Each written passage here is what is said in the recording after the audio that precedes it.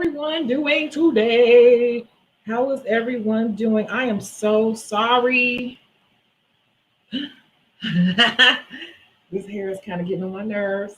I know I said I was going to go live the other day and I did not. I'm whack for that. I already know. You don't have to tell me I'm whack. And I'm also always trying to give people a chance to get on here. So, how is everyone doing? I'm like, it's not too late. It's a Saturday and there's really nowhere for anyone to go, right? There's nowhere to go.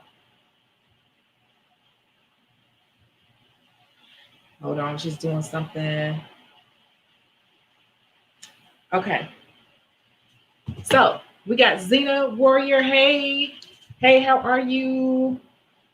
We got Kamari. Hey, Kamari. We got Keep a Netty. Hey, girl. Mind and mind. Sorry. Hey, how are you? You guys, I got something I want to talk about. You like my background? What do you think about my background? Anybody want some tacos? I love tacos. Like tacos is my favorite thing. Can you all hear me okay? I just want to make sure.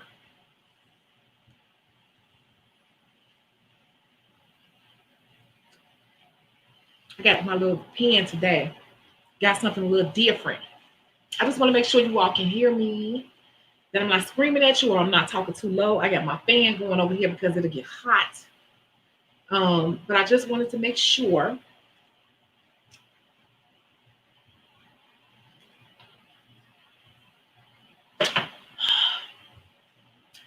Did you all see my last video that I had where I did the Sims live? And I was playing a character. Okay, you all can hear me. Cool. Okay. Yeah, I got that chat in the background. And let me take this down. Wait.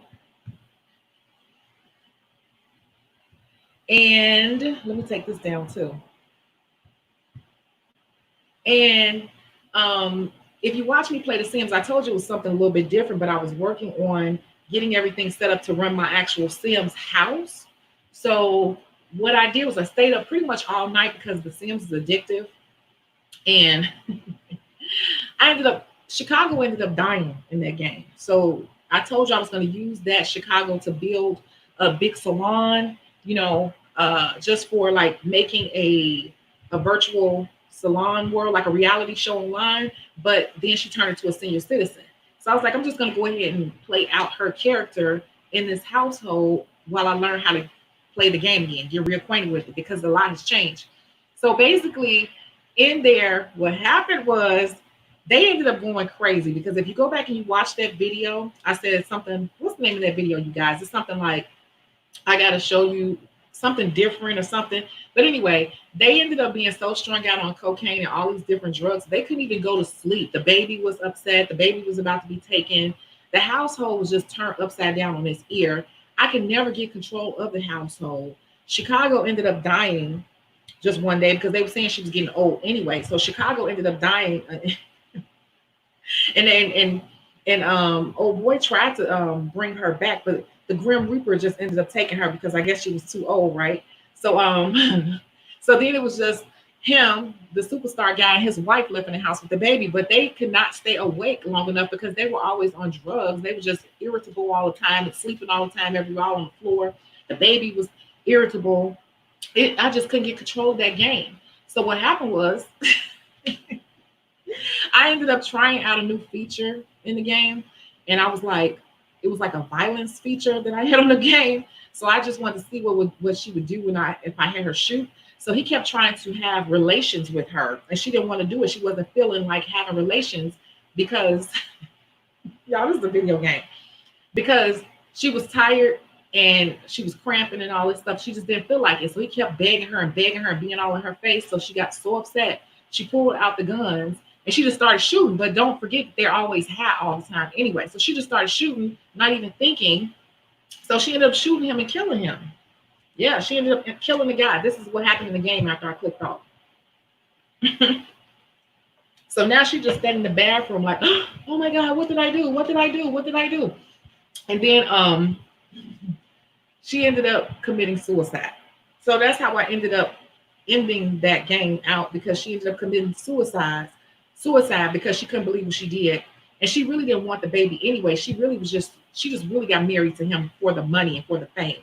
And the drugs and everything just took over, and it was just too much. So in the end, what happened to the baby? They said, don't worry about Little Bastard, because the baby's name was Little Bastard.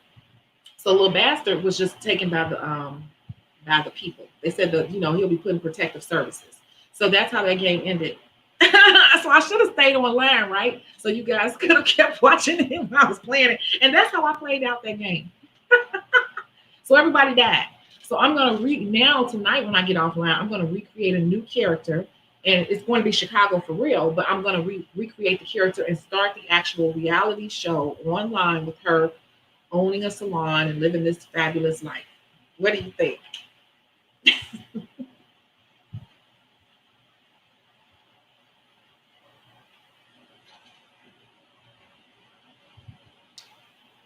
Hey, Sharia. Hey, Elizabeth. Yeah, Nettie, you said the new add-ons are crazy. Yes, and I stayed up one night just doing add-ons, and I still got a lot more add-ons, but I just kind of test them out to make sure that they uploaded to the game. And the add-ons are making the game crazy. Like when I tell you crazy, but it makes it fun. So I'll be narrating the games, the episodes that I play for you all. So it'll be like you'll get a chance. I don't know. Do you think I should do the episodes live as I'm playing it, or should I pre-record it and then just do a voiceover? Which one do you think would be better? For real, I want to know before I do it. I'll probably try it both ways, but tell me what you think.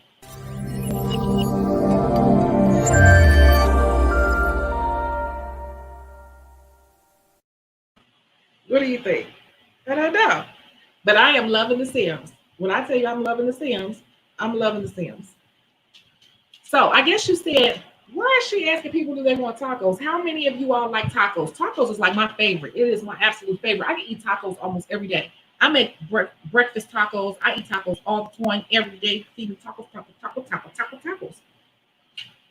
How many of you all love tacos?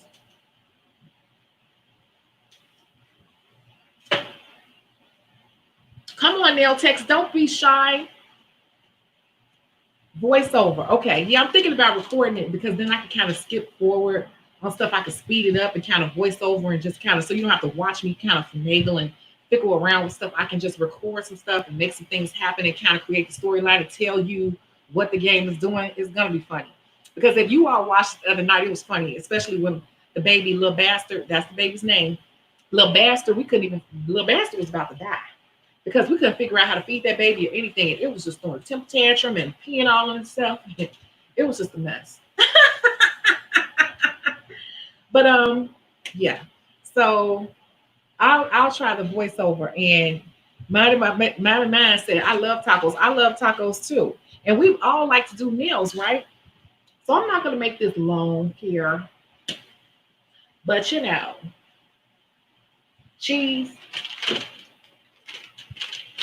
Cheese. You see that cheese right there? Can you see that? Maybe you can't. Maybe because I don't know. I don't know why you can't see it. But this is cheese, shredded cheese. I'm looking down at my phone. You can't see it, but this is shredded cheese. This is what we put on tacos. And this is what's behind me. So can you tell me why I am seeing people asking about how do we get this cheese? Let's think about this. How do we get this cheese that's behind me on the screen? How do we get it?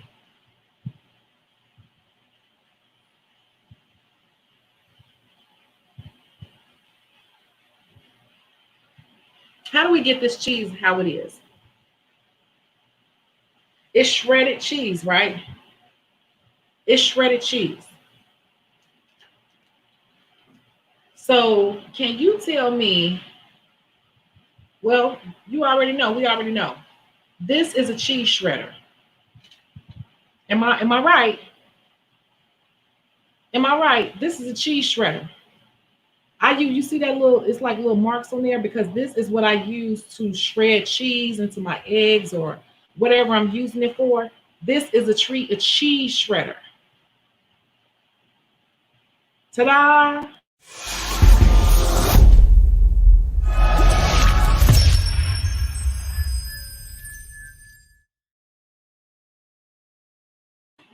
So can you tell me why we are using this on people's feet? Why are we using this on people's feet? This is to make cheese. This is to make this right here behind me. This is not to be putting on people's feet. I know they sell it in stores, but I said I was going to make a video on this because I want to clarify my position, and you do what you want. But this is my position on this. And here it goes. This is a cheese shredder. This is the same tool that you see in nail salons, but I got this from the Dollar Tree. This was $1 and it's meant and designed to shred cheese. What we see behind us is what happens when you take a block of cheese and you put it to this. So where did we get that we want to take our foot and put it to this? We want our skin. That's what's happening. When you use this on a person's foot, the skin is like that. It's like that. So why do we want to do that? I just want you to think about that. I'm going to read some comments real quick. You said, I see that in the nail supply selling for feet, shaking my head. People demand that at the shop, which is crazy to me. Because they are teaching that in some of these schools. In a school, I really enjoyed that live Sims. It was fun, wasn't it? I was cracking up my darn self. I can't use a kitchen tool on people's feet. It's too harsh and makes the skin grow back faster and thicker. Correct. Nail techs. I've been doing nails and feet. I've been doing feet about 20 something years. Been in this industry over 30. Do not use this on people's feet. Now, what happens is Precious works in the discount type salon like I have, and they do use this. And this is something that they have created to use. And they know this is a darn cheese grater. Let's be real. Most of nail supply stores are owned by Asians. I said it.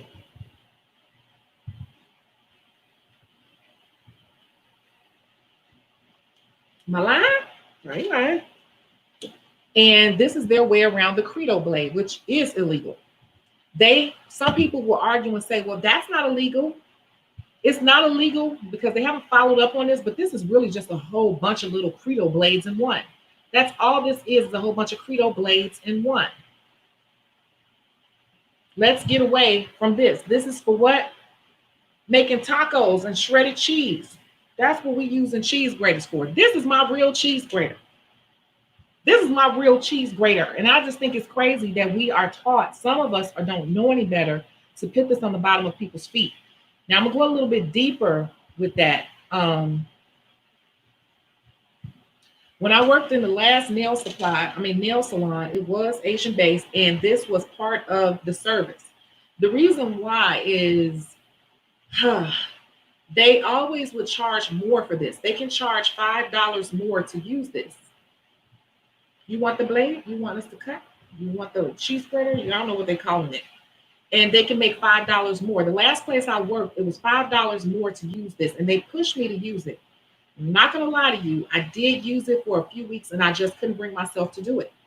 And like you said, somebody said, people beg for this. They ask for this because clients have been trained that this is needed in order to have a good pedicure. However, they do not realize that this is what's causing the damage to their feet. And this is what's keeping their feet from being soft at any time in their life. Okay.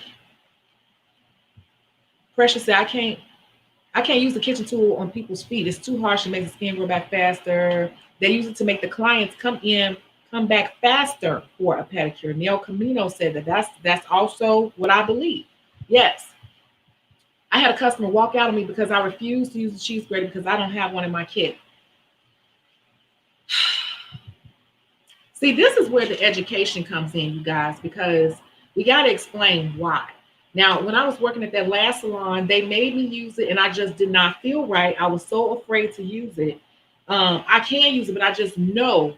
Do you see? Let's look at this cheese. Let's look at this cheese. My God. When you hit the bottom of that foot, you see how much that represents skin. That's how much skin you're taking off. And they're hitting it like bow, bow, bow, bow, bow in the same spot. So what do you think is happening? If you're hitting that same spot, taking off that much skin in one spot, what do you think is happening? You say it's illegal in Michigan, but they still use it. Of course, they're still using it everywhere.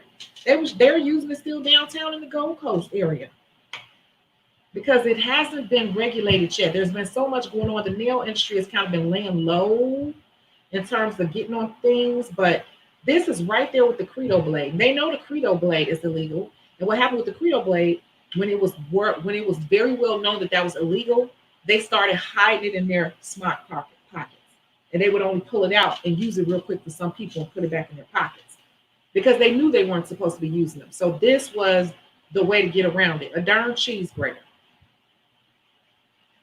Now, I'm going to explain.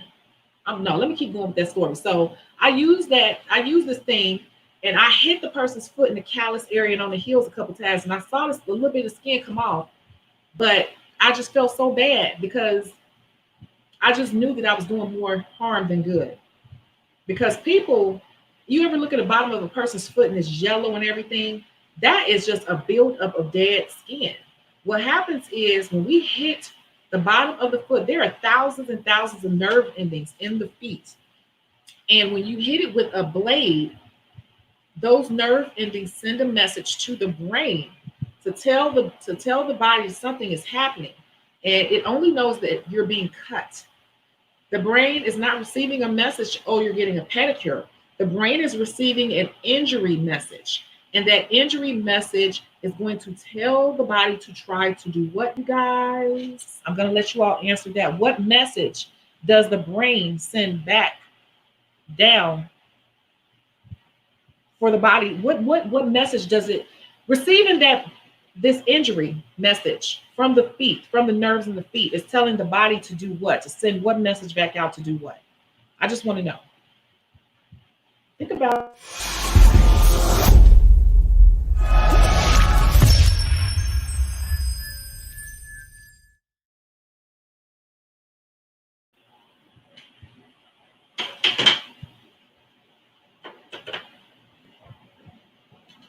Are there any comments?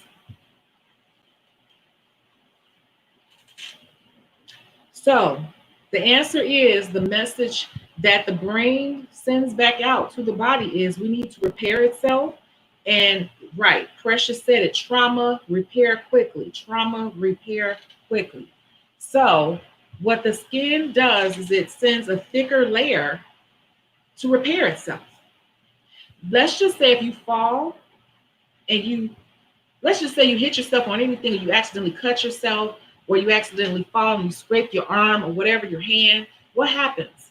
The body quickly, it does two things. First of all, it sends fluids and different things to flush out bacteria and to try to cleanse itself. I can't even think of the name of histamines. That's one of the things that it sends out to help kind of neutralize and flush out bacteria. And then it starts to send chemicals and different things and whatever it does to form a scab.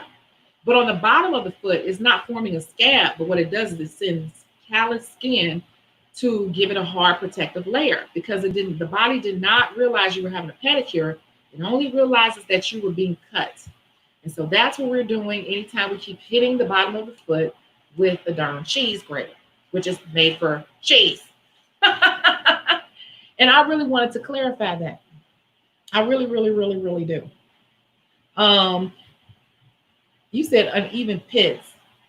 And this is the other thing. That's another thing. When you do this, let's look at this. This is cheese back here. When you're hitting this, it's grooves in here. So you are literally putting grooves. Everything you see here is literally whatever you did like that real hard, you're putting those grooves into that foot. So now you got to go in and try to buff that out. But while you may be getting some of that severely callous skin, you are also hitting some live skin. You're doing damage to the skin. So this is something that we have to untrain people on. Now back to being downtown. When I was downtown, I had some people who were very adamant about making me use this cheese grater, and I had to educate them. And I had a few people that are like, no, I prefer to have it. I need it. And I did it. But I was to the point I just stopped mentioning it to people. Unless they mentioned it, I wouldn't mention it. And I started educating. And I started talking real loud too.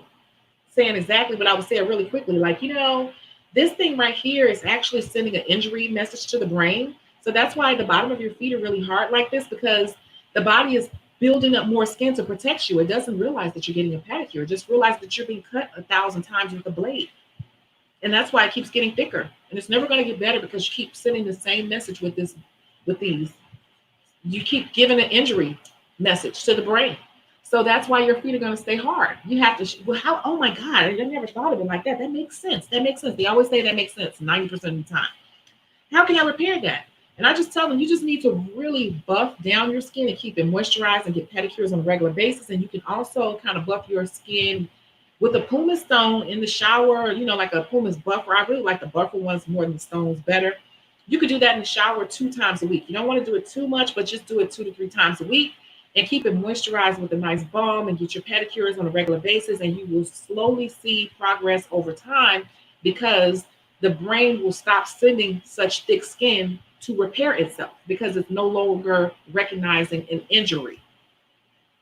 You get it? And when I say it like that, most people, I convert them out of wanting that blade. And that's why I wanted to be very clear, because I've noticed that, I'm looking in these Facebook groups again, and a lot of these nail techs, they want to go do the zoinks, and they don't know the simplest things or the things they need to know before they go touching people and charging people. And I'm still seeing it every single day, people asking questions that are like, you're going to hurt someone. And like someone said, someone just said that, I think someone just said something about they saw someone bleed or something. You said I saw, yeah, wait. Oh, was it up here? Duh. I saw a nail tech make a client bleed with that thing. And you can easily do it because you're hitting and you're doing like this. And all it takes is for you to go a millimeter too deep and you have hit skin. And you literally just cut them. And don't do that to a diabetic because people are not doing their consultations and finding out things. And you cannot assume a person is a diabetic based on age or being elderly, anything like that, because there are a lot of young people who are diabetic. Diabetics, children can be diabetics. So you can't judge it by that. And you don't want that to happen with a diabetic. You don't cause the problem, especially if you did a deep gash hitting that darn thing on the bottom of their foot. You could cause a much bigger problem. And someone asked about this, and I was like, I read through the comments, and it was just so crazy how many nail techs are still using this like it's nothing. And I think it's just because that's what they were taught, and they don't really understand what this is doing. You're sending injury to the foot, and you should never need this on the bottom of a person's foot. And sometimes you will see a person with feet that are severely damaged and cracked up and stuff with the heels, but that's usually something medical. And that's us as nail techs, we can only treat things so far, and then you need to send a person to a podiatrist, because then a podiatrist may go in and cut professionally and give them some medication because there may be some fungal issues going on. Fungal, okay? That's not within our range. That's not within the scope of our license that we're supposed to have. So we have to know when to stay within our box and know when to send somebody over to the podiatrist, or at least to just your general doctor who can give them a referral. We got to know these things when we're touching people, especially when you cannot be feeling comfortable using this. This is not cool. This is just my opinion. Somebody people thumb down my videos. I don't care. But this is not cool, you guys. My clients have good feet. All of them. And I've never used this. This goes in my kitchen, not in my nail station. So I just really want to clarify that for some people, because I know some people are using it because that's simply what they were taught. But get away from that. You want to make sure you're soaking those feet really well, and you're buffing them down, and you're educating them on how often they need to come back. If their feet are really bad, here's what you can do now. If the person's foot is really bad, you can charge a little bit more and say, I think I need to up. See, this is when you turn into a money opportunity. Don't be working yourself to death either now. You're working into a money opportunity.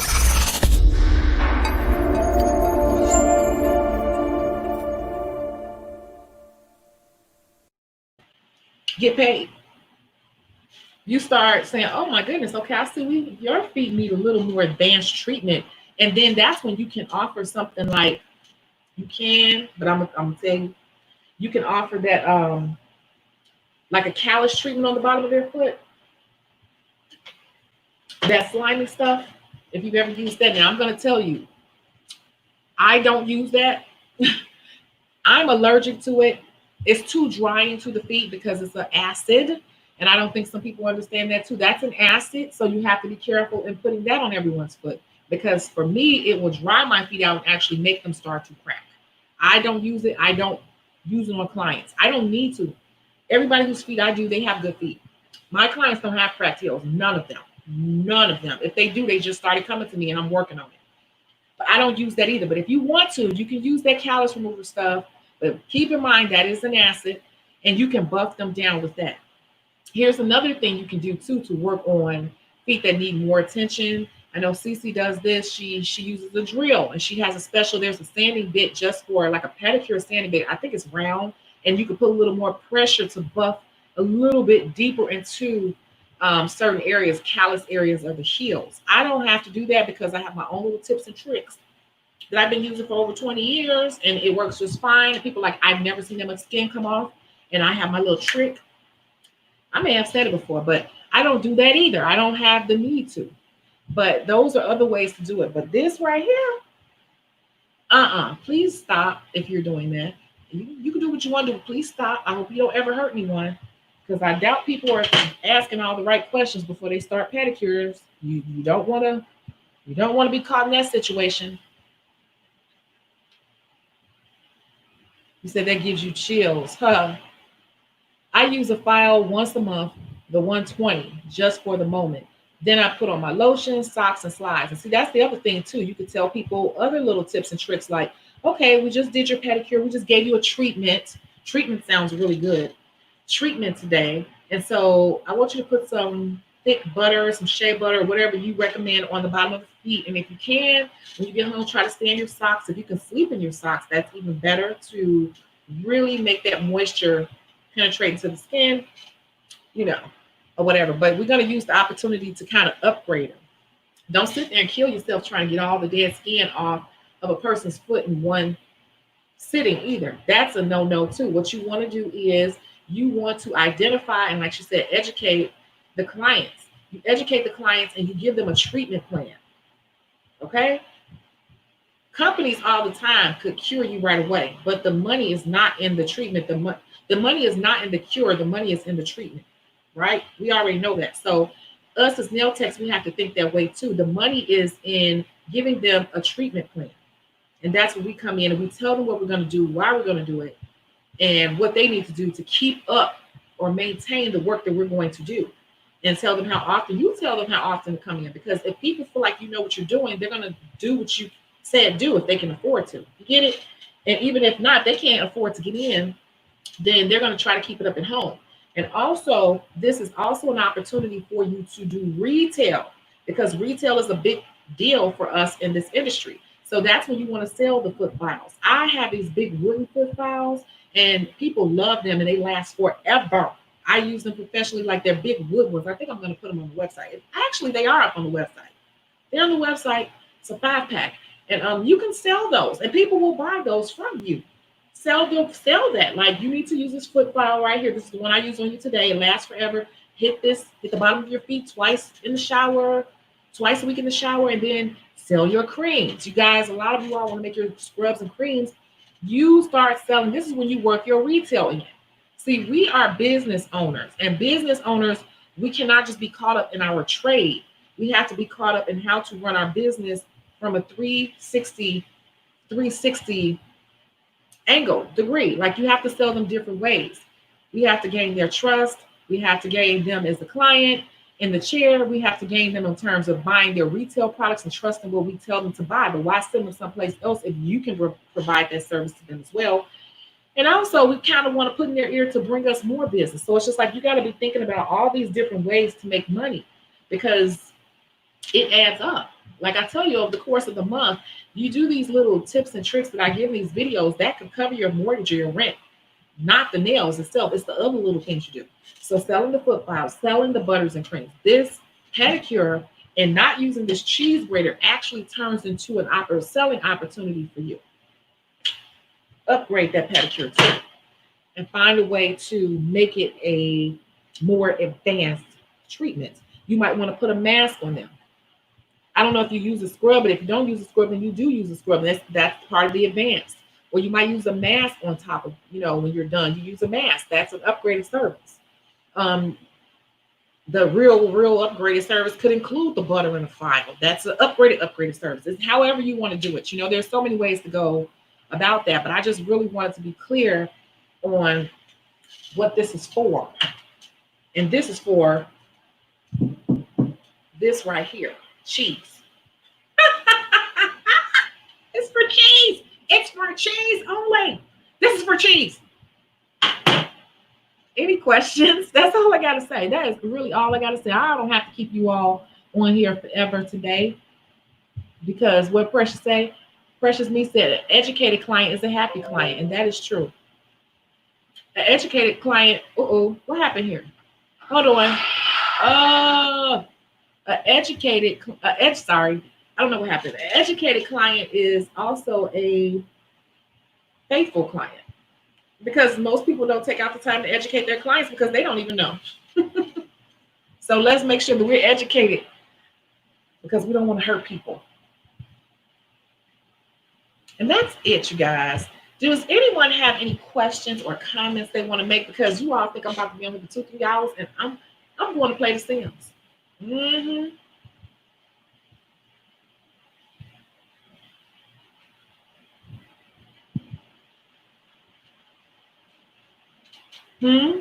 What'd you say? What? I can't hear you. What? I can't hear you. Huh? Does anyone have any questions? I hope that wasn't offensive to anyone. I know my voice can be very, I have a case study. I just haven't recorded it. I was trying to get CC to do it for me, do the voiceover. Maybe I'll just do it myself. Yep. What about that ass? I'm glad you said that. What about that ass thing on TV egg thing? It's a cheese grater. It's a cheese grater with a little cup to catch the cheese. That's all it is. We've seen cheese graters in stores. I've seen them shaped just like that, with a little cup on it, so you don't make a mess or whatever. That is a darn cheese grater, and they are really teaching people to damage their skin, just like they are teaching people now to put the polygel on themselves. And they're teaching people now to do their own gel manicures, and they're selling these little DIY kits for that. Aren't they doing that? They Sally Beauty and all them, they are selling DIY kits for consumers, for a service that's professional. These companies don't care. They're going to try it, and nobody has stepped in and said they should not be doing that because that's a professional service yet. They're not going to. The government's not going to have they ever done that? But really, that's what they're doing. They're making services that are meant to be professional. They're making it where people can do it themselves, even if they may hurt themselves. But they do the same thing, if you think about it, in all the beauty categories. They sell facial creams and things that are acidic and basically acid, and a professional esthetician should be putting that acid on their face so they don't do a chemical burn. They do the same thing in hair care, like teaching people how to dye their own hair. We're bleaching our own hair and stuff. But really, that's really something a professional should be doing, because we can easily burn out our hair. And in nails, they're teaching people, the quick, easy, fast way is to just rub this cheese grater against, and your feet will be smooth. And we all know those videos are edited, and it is not even all that simple. And then we already know from working with clients take something, clients take something like that and they run with it. You all know you have the clients that start digging in their cuticles and cutting their own toenails and stuff, and they're always doing more damage than good. So it's really like, it's the worst thing ever. And that's why we have to be really diligent about educating our clients, because the general public and these companies, do not care about the safety of people. They just want to sell it and make the money and keep it moving and think about the next thing to sell to people. And we're left to fix it. So you're right. But they do it across all the borders. And now I can't think about the barber. And I have been seeing in the barber industry, they're selling these clippers that are super duper sharp, on Facebook and they're just showing how sharp they are, like, somebody gonna end up slicing themselves up with that. I wish they would stop selling things that are meant to be for the real pros and trying to make it so easy for consumers to do, because a lot of consumers look at these videos and are fooled by them and thinking that they can do it so easily themselves. And then they get the stuff at home and figure out it's not as easy to do and it doesn't look like the video, and then they feel some type of way. Then they come run and sit in our chair. Check out the Meticulous Manicures on YouTube. She specializes in problem feet. I learned a lot from her videos. I think I've seen her before. I have my own thing that I do with pedicures. I'll check it out, but I've been doing feet for so long, and then I used to be a pedicure specialist myself. And hey, you guys, definitely check it out. Just for me though, my clients don't have problem feet because I just know my own routine that works, and I understand the skin. So I don't believe in doing the absolute most. I just stick with what works. I'm just like that. Like, I'm not the person that goes out and buys the latest product. I just will stick with what works. I'll wait for a year before I even get it. Maybe that's something I need to change. I don't know. You said most of them will quit after their first greenie. Mm-hmm. Yep. Hey, how are you? Oh, we're ending and we're wrapping things up here. But yeah, so you all check out that channel, the Meticulous Manicures on YouTube, and see what you can learn there. But I just don't want people to get into the habit of putting this cheese grater on people's feet. Okay? That's for cheese. And that's it. I cringe when I see them pull them out in the salons and use them on people. I have had them used on me at one point when I moved back with my aunt. My stuff was packed up. My aunt talked about my feet so bad, and so I went and let them do it, and I knew better, and my feet had cracks in them by the end of the summer. And I had to get my feet right back in order. And I will never let them do that again. And none of my people have problem feet like that. So I must be doing something right. I don't know. It doesn't take all of that. It really does not. So are there any other questions or comments? If you want to laugh a little bit, go back and watch me play The Sims. And I'm creating a new house right now. I'm pulling it together to create the reality show, Shecago, Shecago-licious. That's going to be the name of Salon. It's going to be showing me in a virtual reality show running Shecago-licious online. You say I don't use that cheese grater. I use angel foot file. And that's another thing. They have these other metal foot files and they're smooth, but I heard those work really well. And they take off a lot of skin too. Those are fine because that's just buffing it down, not cutting big chunks. So those are cool too. But just stay away from that cheese grater, you guys. Are there any other questions or comments or concerns? I'm trying to think, is there anything else? I hope everyone is doing well because this thing is, man, this COVID thing, this thing is stretching out and now it's reverting back. And 2020 has just been a year. It is, I pretty much have just choked it up as a loss.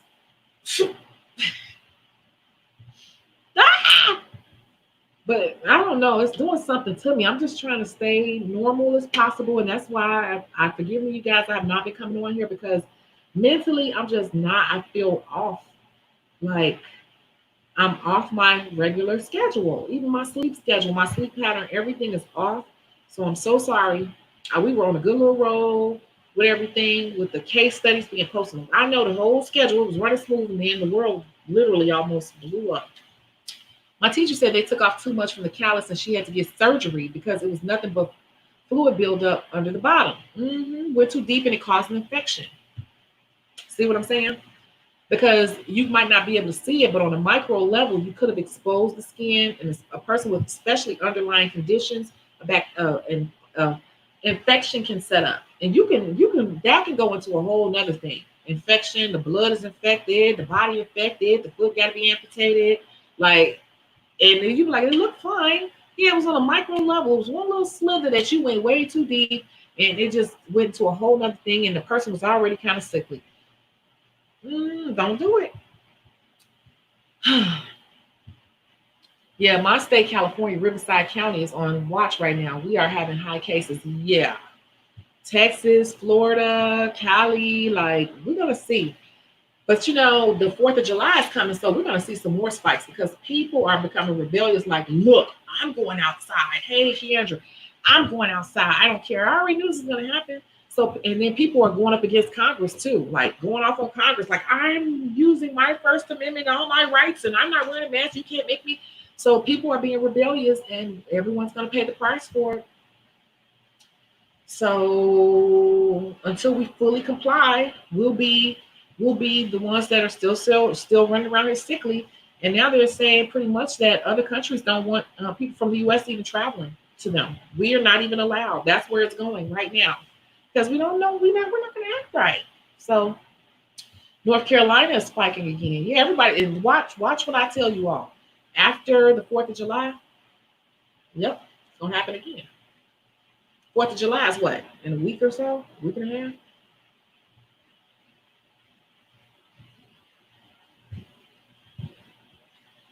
Okay. Tops. I'm glad you said that because I want to be clear. Yes, you bought some tops stock. I want you to read up on these because I don't want people. Let me clarify. When I'm telling you guys to buy stock, I don't want you all to be upset if you lose money because everybody has, yeah, everybody has a different strategy when it comes to investing in the stock market. So I will say that some stocks, you may look at it and you do your research and it'll be a short term get in, get out, pump and dump. Some of them are going to be more strategic and it's going to be a more long term hold, but you got to do research on stocks. Don't ever just, grab it, but understand why you're grabbing it. Because if somebody tells you to grab a stock, they could have grabbed it and had a plan for it. Like, I'm going to sell them all on Tuesday because this is happening. Or I'm going to hold it for 2 years because I know this is happening and I'll never get the stock this cheap again. So I want you to do some research on tops because tops, I can see you probably read the toggle and moved it back and forth and looked at some numbers, but I want you to always like read because it's a lot going on. You have to see what the analysts say and stuff, and you make your own decision as to how long you think you want to hold it, you want to fold it, like that. But I'm almost up to 1,000 shares myself on that particular stock. I buy some like every other day, and I'm going to keep buying it because I'm looking for a long hold. But I have to keep an eye on it because they may do a reverse split. And see, that's why you got to read a reverse split because companies are only allowed. Okay, I talked about tops in the last one. So long story short, from my research, to make it simple, companies are only allowed so many stocks that they can sell. Let's say it's 1 million, just throwing it out there. But they have to keep a minimum of $1 per share to stay on the stock market, or else they can get delisted. They become in default and they can be delisted. So it's being so dirt cheap, like historically dirt cheap. They have so much time to bring it up to $1. But what's happening is it's kind of like you got to watch them. You got to constantly be paying attention to the news and read your stock news because they only have so much time to bring it up to $1, and they're close to their million. And I'm just using the number of million. So if they get up to 1 million trying to hurry up and sell them because dirt cheap, what happens is they have to do a reverse split. And the reverse split is going to say, okay, I have 1,000 shares. Now you only have 500 shares worth this much. So they'll basically like condense your shares down because they have to free up some of the shares that they can sell. So this is going to be one that you have to really, really watch. And I was doing a lot of research last night actually on tops, and these people have serious amounts. Like some people are buying like 20,000 shares. I'm going toward 4,000 because I'm just playing around. But yeah, you got to know what's going on because you can look at numbers, but you got to be watching the news and try to figure out and guess what you think is going to happen. Read what the analysts say, watch the news, and look at the numbers for the day, the week, the month, the year, 5 years. You got to look at all that, and you got to put all the information together and then think about the world and that we live in and figure out what you think is going to happen next, what their next move is going to be, and how much you can make. So Tops is one of the cheapest stocks on the market right now, but they are in a weird position where some weird things can happen. So please be aware of that. But I am in with Tops. I like Tops because it's natural resources, and we're going to always need people to transport and do drilling and stuff like that when it comes to oil and all that stuff. So you said it's stocks, it's a gamble. I'm still watching it every day. I'm in it for the long run. Yeah. But I did that further research and I was like, why is this cheap? And I started reading. And I'm like, oh, okay. So I'm gonna see what they do with that. Everybody keeps talking about Monday. So Monday, a lot of people think they're about to make a whole bunch of money off their stock Monday. Everybody, a lot of people. A lot of people bought like 50,000 shares, 20,000 shares this cheap, and they think that it's going to shoot up. But some of them are cool. Some of them are cool with it even shooting up from 14 cent to 18 cent or 14 cent to 16 cent because they bought so many shares that they're saying that they'll cash out and just do the 2 cent times the how many thousands of shares and then rebuy in and just cash that money down. It depends on your strategy. That's not my particular strategy. My strategy was looking at the long haul of when things are back to normal. But I just want to make sure that they're not going to get delisted before we can see things go back to normal. Yeah, do some reading and check out Stockwitz, STOCKWIT, like Tom Z, and that right there you can put in, your stock and all the little tweets. It's like a Twitter. It's like a Twitter for stocks, and people are just on there sharing news, giving their opinions and all that. I look at stock trade history and if they pay dividends or not. And some people like to go to the dividend route because a lot of people buy a whole bunch of dividend stocks and just live off dividends if you really know how to play that. I don't really take the dividend route, although I do get them here and there. It's always a surprise to me.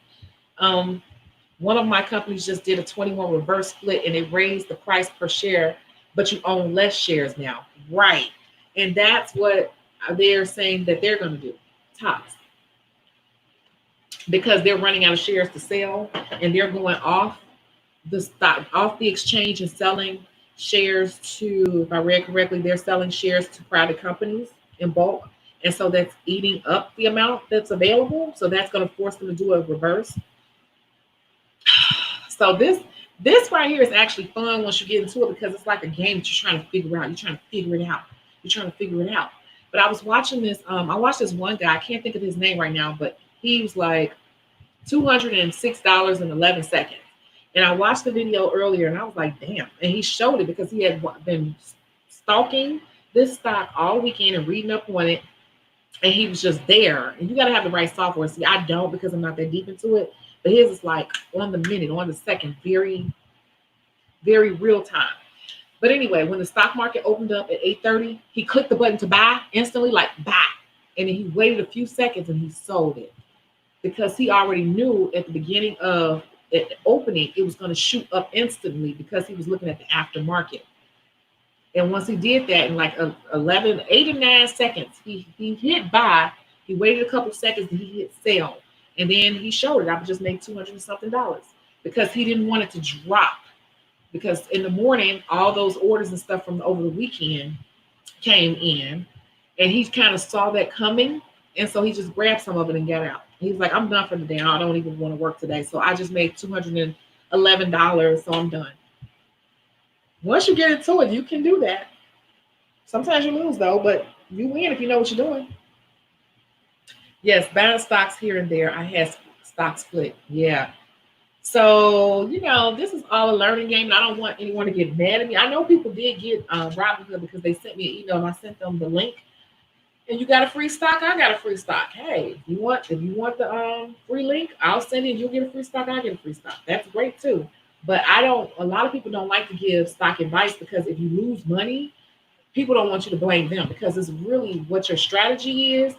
And when you bought, some people buy stocks when they're popular. And it's like, why are you buying when it's popular? It's so expensive. You're not going to make any money if the price already shot up. So it's like, unless you know it's about to shoot up way more, you're not making any money. And then people get mad at you. So that's why a lot of people don't like to give stock tip advice, like buy this, buy that. Tops is very volatile and you really got to be on top of it so you don't get burned. That's what I'm going to say. But that's just one of many that I have. But I am trying to get 1,000 up. I might have 1,000 by the end of the week, because some people are saying something's going to happen on Monday, but some people are saying something big is going to happen in 2 or 3 weeks. And I'm trying to research to figure out why. But I do know that they need to get their stock up to $1. That all means necessary. So if my stock goes up to $1 and I have 1,000 shares, I've just spent just $160 or something like that, and I made 1,000 off $160. Cash out. You get what I'm saying? But I'm gonna closely monitor how will someone start buying stocks from you. I trade on Robinhood. So if you email me at Shecago at Yahoo, I can send you the link and you just sign up and you just start researching. And then also what I do is I am in a few Facebook groups. So I'm in Facebook groups and I read and learn from there. I watch YouTube videos, and then I just think about what I would be interested in spending money in or investing in, and then I do research on the company. And I use Robinhood. I also have Cash App too. Cash App is where you can start too. Cash App has 2 squiggly lines on your Cash App where you can start investing. But that's very, very, very beginner.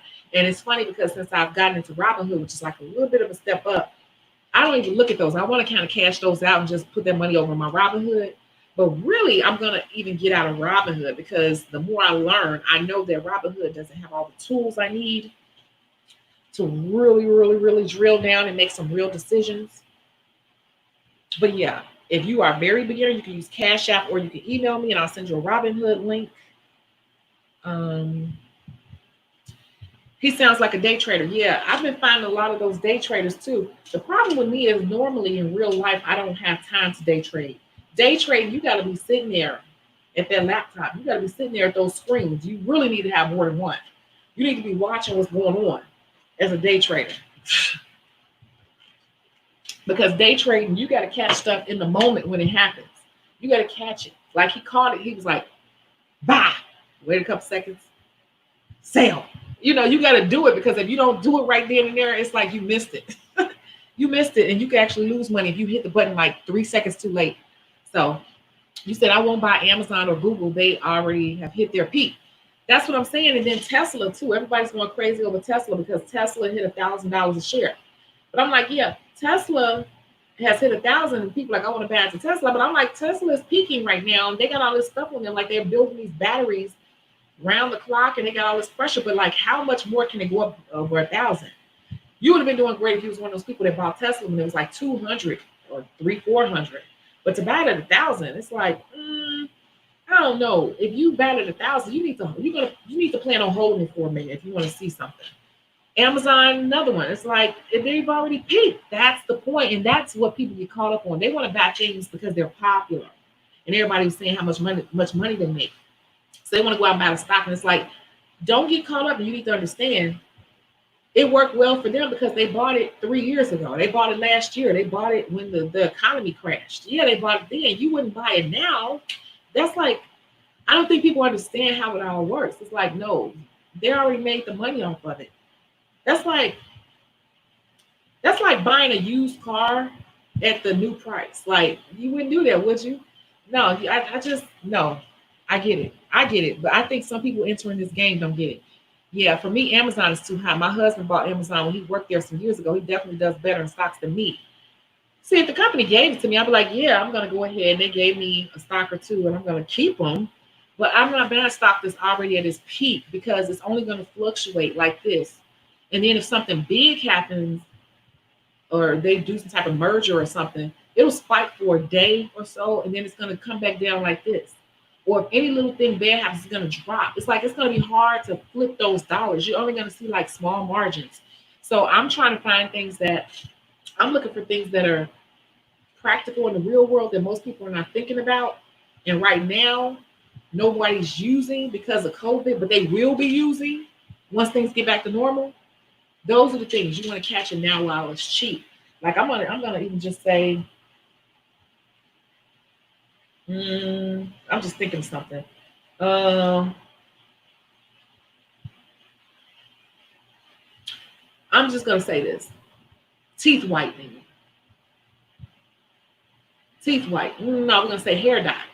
Hair dye right now, if you bought into a company, let's just say Revlon or something, I don't know. and they were doing okay or whatever. They right now are making a lot of money because what? Because people couldn't get to the beauty supply stores. They couldn't get to hair dye. They said hair dye has been spiking and you can't hardly find a lot of hair dye in the store. Probably now, but for a moment it was like scarce because people couldn't get to their hairstylists. People's gray hairs were showing. You got to think about like what people need and what they will need, and you know how cheap is it? Can you find something that people will need when things get back to normal and it's cheap right now? That's how you're looking at what to buy. I'm interested to keep learning and about investing. Yeah, and it's a lot of YouTube channels. I'm still learning myself. Trust me, stash is good if you can't afford whole shares of stock. And you can buy partial shares on Cash App and what's that, Robinhood. You can buy partial. You just because they ask you, you want to buy a number of shares, you want to buy it in dollar amounts. If you say I only got $10 and that stock is $50, you're gonna get 20% of that stock. That's how it goes. So, but I heard stash too. So I don't want to turn this into like a stock channel, but I'm like, I've become a little bit addicted to it, and I do it on those two platforms. And I also have an Acorn account that has a portfolio that runs itself. I don't run that at all. It just does what it does. I have an aggressive Acorn account that I don't even look at that much because that's sitting until I'm in my 60s. So that's fine. And are there any other questions? I'm glad you all are getting into this though, but I just don't want you all to be mad at me if you're making decisions and it's like not making money for you, because a lot of new stock people, they freak out when they see a loss. My account said it losses all the time, but they go up because I don't plan on. I'm not a day trader. Day traders, to me, that's day trader mentality. Like, oh, I gotta make money every day and cash out. I make investments that I'm not gonna see the money today, but I'll see it in the future. And some of them, some things I'm like, I'll see that in about 2 years. I'll see that in 3 years. I'll see that in a year. I'll see that when things get back to normal. And then I have a few that I'm watching like, if this happens like I think it is, I'm gonna cash out. So I just watch it closely every day. So different strategies for different stocks, but there's no right or wrong way. It's just whatever you want to do. Right, supply and demand. Like right now, natural resources, the supply is high, the demand is low. But we all know in the real world, we need natural resources. We need petroleum. We need all those crude oils. We need minerals. And we need people that are going to transport on the water. We need people that are going to do deep sea drilling, all that stuff. And right now, it's just all at a halt. So the stocks are low. And that's all I'm going to say. But you know that at some point, we're going to need to start back drilling. We're going to need to start back bringing those drums across the water. We're going to need to start selling that oil. It's going to pick up one way or another, but never invest money that you can't afford to lose. And that's the number one rule that any investor will tell you. Never spend money in the stock market that you cannot afford to lose, because you may lose it. But if you think like that and are willing to let the money sit and let all this pass by, you can make some money. And my last piece of advice is find stuff that's cheap. Stuff is cheap right now, but find stuff that's really cheap right now. And you know it's going to go back to normal when we get past this phase and things go back to normal. These are things that we cannot live without. Keep buying those stocks right now while they're really cheap. Keep buying them. Every week, buy one. Every week, buy one, depending on how much you can afford. Keep buying them every week, every few days.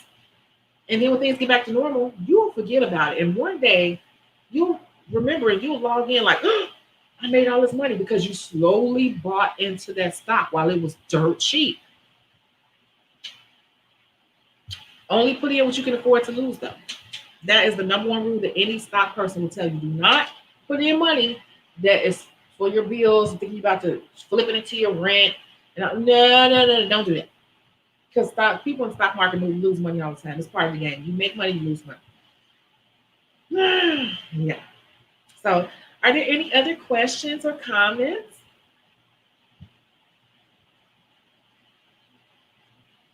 No? Y'all got me again. I went over an hour.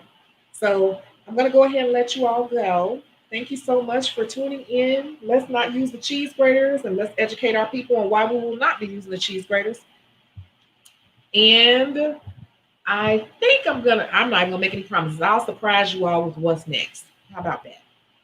Okay. Thank you so much. Have a good evening.